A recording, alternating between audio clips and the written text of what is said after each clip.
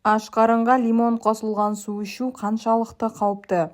Және ол ағзаға қандай әсер береді? Бұл туралы білгіңіз келсе, видеоны соңына дейін көріңіз. Сондай-ақ бұл каналда сіздің денсаулығыңызға пайдалы барлық ақпараттар бар. Сондықтан бірден тіркеліп алыңыз.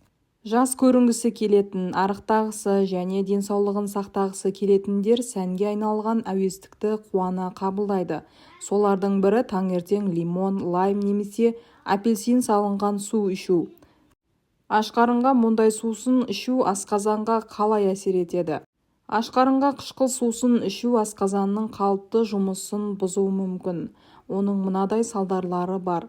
Асқазан секрециясы төмендейді. Аш қарынға түсетін қышқыл дұрыс ас қорытуға қажет асқазанның өзінің қышқылының өндірісін тежейді.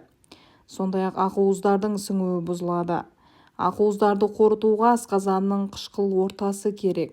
Қышқыл сусындарды ішкеннен асқазан қышқылдылығының төмендеп кетуі ақуыздардың толық ыдырамауына және олардың сіңуінің төмендеуіне алып келеді. Ал асқазан ішек жолдары аурулары, мысалы гастрит немесе жарасы бар адамдар лимон қосылған су ішу ауруды ушықтырып жіберуі және симптомдардың асқынуына әкелуі мүмкін. Дәрігерлер аш қарынға лимон қосылған су тек асқазанға зиян келтіріп қоймай, басқа да жағымсыз салдарларға әкелетіндігін айтады. Қышқыл сусындарды жиі ішу тамақтың нәзік шырышты қабықшасын зақымдайды. Ол тамақты қышытуы, ауыртуы және қабынудың пайда болуына әкелуі мүмкін. Сондай-ақ гастроэнтеролог аш қарынға қышқыл сусындар ішумен әуестенбеуге шақырады. Егер таңертеңмен пайдалы бірдеңке ішкіңіз келсе немесе жегіңіз келсе, сілтілі өнімдер мен сусындарды таңдаған жөн. Асқазан саулығын сақтау үшін банан, авокадо немесе бадам сүті секілді сілтілі өнімдерді таңдау керек. Олар асқазан қышқылдылығын бейтараптауға және оның шырышты қабықшасын қорғауға көмектеседі. Көпшілік жиі шайға лимон қосып ішеді. Бұл цитрусты жемісте С дәрумені көп. Ол иммунитетті жақсартуға көмектеседі. Бірақ кей жағдайларда сусынның жоғары қышқылдылығы зиян келтіруі мүмкін. Мысалы, тіс эмалі проблемасы бар адамдарда лимон қосылған шай тіс эмалімен проблемасы бар адамдарға өте қауіпті. Стоматологтардың айтуынша қышқылдылығы жоғары кез келген сусын тіс эмаліне жағымсыз әсер ететін көрінеді. Лимон шырынының қышқылдылық көрсеткіші 2 мен 3-тің арасында, ал ыстық су оның тіс бетіне әсерін күшейтеді. Лимон қосылған шай тісті газдалған сусындарға қарағанда белсендірек бұзады дейді.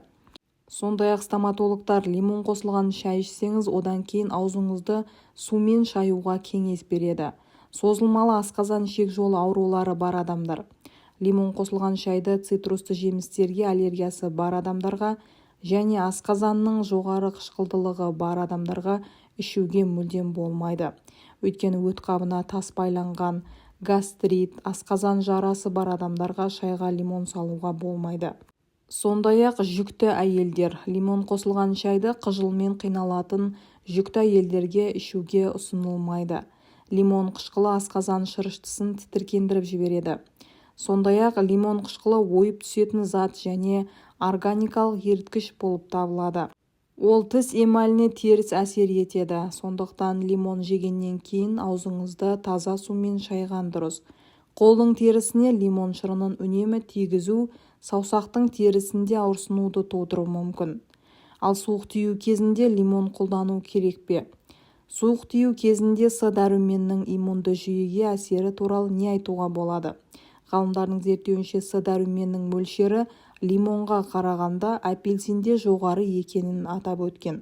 Сондай-ақ суық тию кезінде тиімді болуы үшін 1000 грамм С дәрумені қажет.